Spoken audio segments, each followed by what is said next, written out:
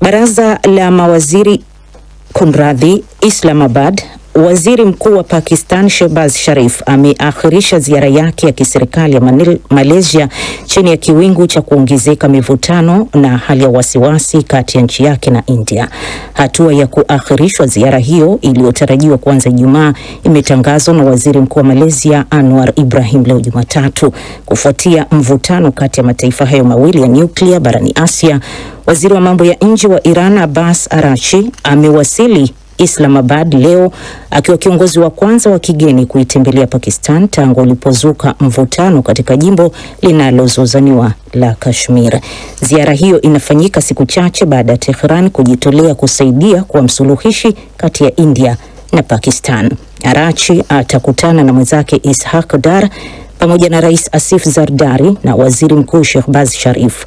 Wakati huo jeshi la Pakistan limefanya jaribio la pili la kombora tangu ulipoanza mvutano huo mpya na India. Nairobi. Waziri wa mambo ya nje wa Rwanda Olivier Nduhungirehe amebaini kwamba nchi hiyo iko katika hatua za awali za mazungumzo kuhusu kuwapokea wahamiaji watakaofukuzwa kutoka Marekani. Waziri huyo wa mambo ya nje amesema hayo alipohojiwa jana Jumapili kwenye kituo cha televisheni ya taifa, ambapo aliweka wazi kwamba mazungumzo yanafanyika pamoja na Marekani kuhusu hatua hiyo, japo bado hayajafikia hatua ya kuzungumzia yamefikia wapi na mwelekeo wake ukoje. Katika miaka hivi karibuni, Rwanda imejiweka katika nafasi ya kuwa kituo cha kuwapokea wahamiaji wasiotakiwa kwenye nchi za magharibi. Mwaka 2022 ilisaini mkataba wa kuwapokea maelfu ya waomba hifadhi kutoka Uingereza, mkataba ambao ulifutwa mwaka jana na Waziri Mkuu Keir Starmer baada ya kuingia madarakani. Mnaendelea kuisikiliza taarifa hii ya habari inayowajia moja kwa moja kutoka idhaa Kiswahili ya DW Bonn. The Hague.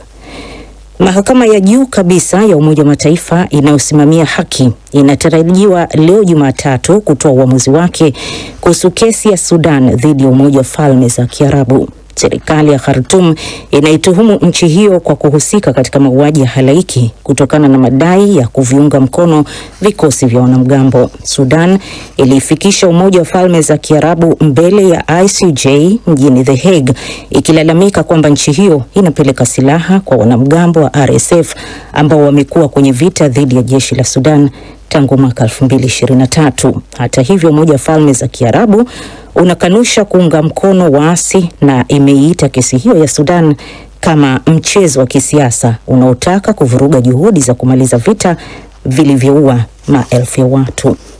Kiev. Kikosi cha wanaanga cha jeshi la Ukraine kimesema kimezidungua droni 42 kati ya 116 zilizorushwa na Urusi katika shambulio lililofanyika usiku wa kuamkia leo likilenga mikoa ya Sumi na Donetsk. Taarifa ya jeshi la Ukraine imesema droni nyingine 21 hazikulengwa, ingawa jeshi hilo halikuweka wazi kuhusu hatma ya droni nyingine 53, japo lilikiri kwamba mikoa ya Sumi na Donetsk ilipata athari kufuatia mashambulio hayo ya Urusi. Mamlaka za kiraia nchini humo hazikutoa tamko mara moja kuhusiana na tukio hilo. Na hatimaye Vatican. Makardinali takriban 133 wenye umri wa chini ya miaka 80 wanatarajiwa kukusanyika katika kanisa la Sistine kuanzia siku ya Jumatano kumchagua kiongozi mpya wa kanisa Katoliki duniani lenye waumini bilioni 1.4. Kikao cha siri cha kumchagua papa kinaweza kuendelea kwa duru kadhaa za upigaji kura hadi mgombea mmoja atakapofanikiwa kuungwa mkono na thuluthi mbili ya makardinali. Wafanyakazi katika makao makuu ya kanisa hilo mjini Vatican tayari hilo Jumatatu wamefunga pazia maalum kwenye roshani atakaosimama papa atakayechaguliwa katika kanisa kuu la Mtakatifu Petro. Na huo ndio mwisho wa taarifa ya habari kutoka Bonn. DW Dunia Yetu leo mchana.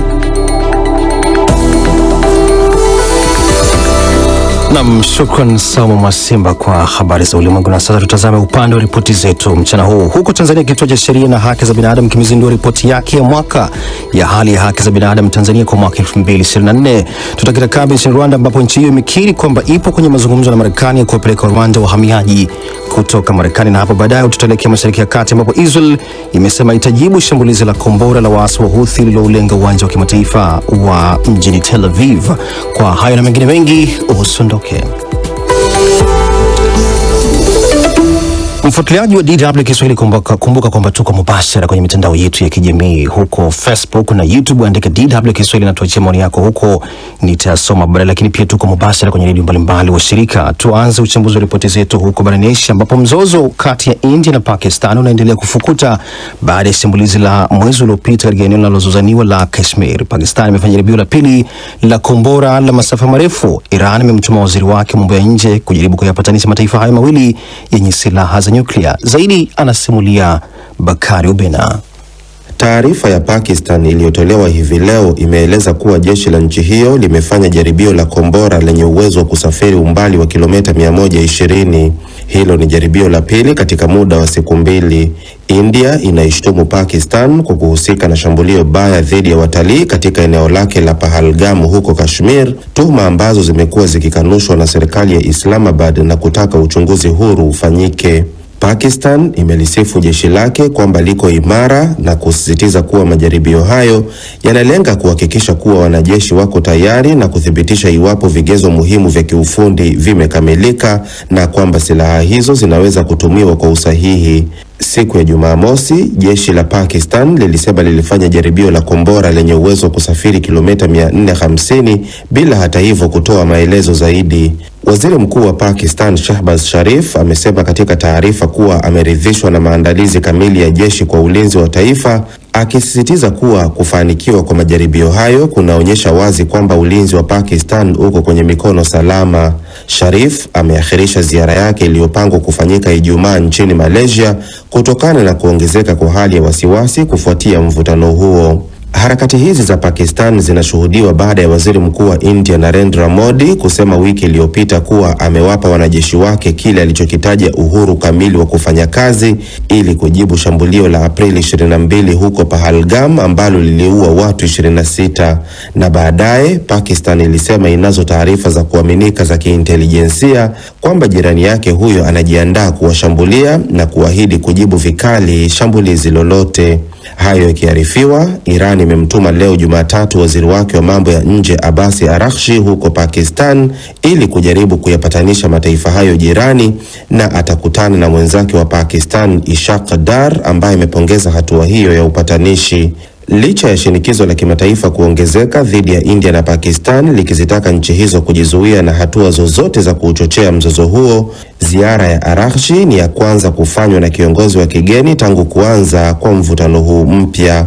Eneo lenye Waislamu wengi la Kashmir linalozozaniwa lina wakazi karibu milioni 15 na limegawanywa sehemu mbili ambazo India na Pakistan kila mmoja husimamia eneo lake, lakini kila mmoja amekuwa akidai kuwa eneo zima la Kashmir ni himaya yake. Shukran Bakari Ubena kwa ripoti. Na sasa tuelekee huko Mashariki ya Kati. Israel imesema itajibu shambulizi la kombora la waasi wa Houthi lililoulenga uwanja wa ndege wa kimataifa mjini Tel Aviv na kutishia kwamba kisasi chake kitaihusu pia Iran inayozingatia kuwa mfadhili mkubwa wa waasi hao wa Yemen. Katika hatua nyingine, duru zinasema serikali ya Israel inapanga kutanua mashambulizi yake kwenye ukanda wa Gaza ikiwa ni sehemu ya shinikizo jipya kwa kundi la Hamas. Zaidi anasimulia Rashid Chilumba. Katika ujumbe wa maneno na baadaye kupitia mtandao wa kijamii wa X, waziri mkuu wa Israel Benjamin Netanyahu amesema nchi yake itajibu shambulizi la Wahouthi lililolenga uwanja wa ndege wa Ben Gurion jana Jumapili. Watu 8 walijeruhiwa pale waasi wa Houthi wanaoungwa mkono na Iran walipofyatua kombora la masafa marefu kulenga uwanja huu wa ndege uliopo maili chache kutoka mji wa Tel Aviv. Safari za ndege zilizuiwa kwa muda kifupi, na mashirika kadhaa ya Ulaya yalizifuta kabisa safari za ndege kwenda Israel jana Jumapili. Ripoti za vyombo vya habari vya Israel vilisema mifumo yote ya ulinzi wa anga ya Israel, ikiwemo ule mamboleo kabisa kutoka Marekani wa THAAD, ilishindwa kulidungua kombora hilo lililosafiri umbali wa maili 2000 kutoka Yemen. Kufuatia shambulizi hilo ambalo ndio la hivi karibuni kabisa kufanywa na waasi wa Houthi, Waziri Mkuu Netanyahu ameapa kwa nchi yake itajibu sio tu kwa kulenga waasi wa Houthi bali pia Iran aliyoitaja kuwa mfadhili mkuu wa ugaidi. Kwa miezi kadhaa sasa, waasi wa Houthi wamekuwa wakifitua makombora kuilenga Israel, wakisema wanafanya hivyo kwa unga mkono wa Palestina wa ukanda wa Gaza. Israel imejibu mara kadhaa kwa kuyapiga maeneo yanayodhibitiwa na Wahouthi, na kwa wiki chache zilizopita jukumu hilo linafanywa na Marekani. Katika hatua nyingine, vyombo vya habari nchini Israel vimeripoti kwa baraza la mawaziri lililoketi jana chini ya uongozi wa Waziri Mkuu Benjamin Netanyahu limeridhia kutanuliwa kwa operesheni ya kijeshi kwenye ukanda wa Gaza. Vyanzo kadhaa vya ngazi ya juu vimekaririwa vikisema mpango huo utaanza kutekelezwa baada ya kumalizika kwa ziara ya Rais Donald Trump wa Marekani kwenye kanda ya Mashariki ya Kati wiki inayokuja. Taarifa hizo zimefuatiwa na tangazo la mkuu wa majeshi wa Israel, General Eyal Zamir, aliyesema serikali imeamuru kuitoa kazini mamia kwa maelfu ya askari wa akiba kwa dhima ya kuimarisha na kutanua operesheni ya kijeshi ya Israel huko ukanda wa Gaza. Wakati huo, duru zinasema serikali ya Israel imeidhinisha mpango mpya wa kuruhusu kupelekwa tena misaada ya kiutu kwenye ukanda wa Gaza, lakini chini ya masharti ambayo Umoja wa Mataifa umeyapinga. Sehemu ya mapendekezo yanataka Umoja wa Mataifa uwe na jukumu la kuidhinisha usambazaji misaada, lakini chini ya usimamizi mkali wa jeshi la Israel. Hata hivyo, Umoja wa Mataifa umesema sharti hilo linalenga kuipa nguvu zaidi Israel kutumia misaada ya kiutu kama mkakati wa kijeshi na shinikizo kwa watu wa Gaza. DW tunavuma kwa kishindo.